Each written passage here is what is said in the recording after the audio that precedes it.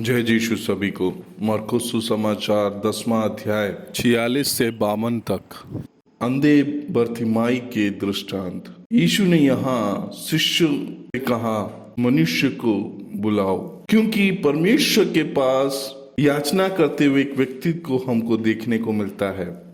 एक अंधा भिखारी माँ के किनारे बैठा हुआ था। जब उसने सुना कि नासरत निवासी यीशु, तब वह पुकार कर कहने लगा, हे दाऊद के वंशज, हे यीशु, मुझ पर दया कीजिए। उसको अनेक लोगों ने डांटा, तुम चुप रहो, पर वह जोर जोर से पुकारने लगा, हे दाऊद के वंशज, मुझ पर दया कीजिए। तब परमेश्वर वहां रुकता है और आज्ञा दी, उसे बुलाओ। लोगों ने अंधे को बुलाया और कहा, निराश मत हो, उठ, वो तुझे बुला रहे हैं। अब वो मनुष्य अपना वस्त्र को फेंका और यीशु के समीप आया। यीशु ने उससे कहा, तू क्या चाहता है, मैं तेरे लिए क्या करूं? अंधे ने कहा, गुरुजी, मैं देखना चाहता हूं। यीशु ने कहा, जा, तेरा विश्वास ने तुझे स्वस्थ किया। वो उस क्षण देखने लगा और मार्ग में उसे पीछे हो लिया। यहाँ हम एक अटूट विश्वास को देखने को मिलता है।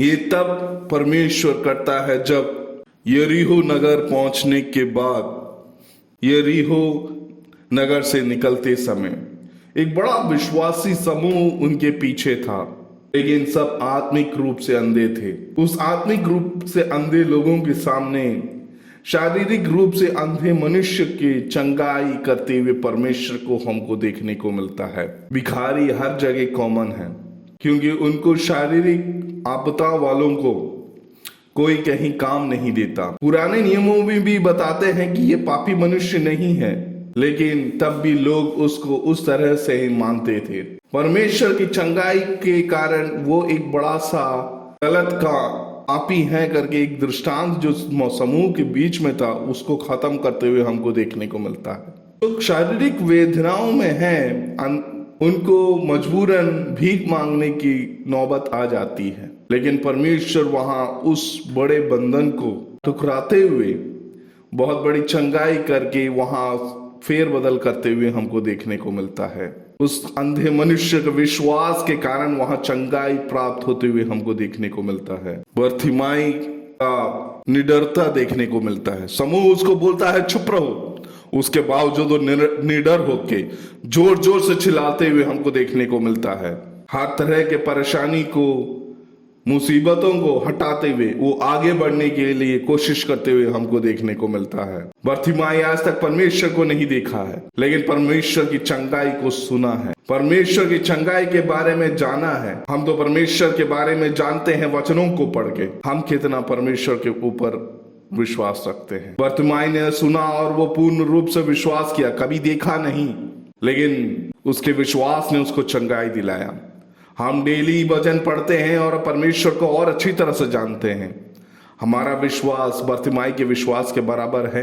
अगर नहीं है तो इस उपवास के समय हमें अपने आप को विश्वास में और बढ़ाने की जरूरत है। यह हम बर्तिमाई के पूर्ण रूप से विश्वास को देखते हैं। वो एक निडर रूप से खड़े होते हुए देखते हैं, और जब वो पूर्ण रूप से विश्वास करके निडर होके खड़े होते हैं तो उसके जीवन में चमत्कार होते हुए दिखाई देता है।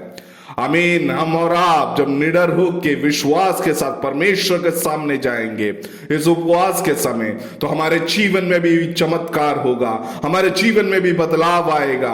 हम भी अपने जीवन में परमेश्वर के उस अनुग्रह को महसूस कर पाएंगे। आए हम वो सब महसूस कर सके। परमेश्वर हम सबको उसके लिए सहायता करे। आमीन।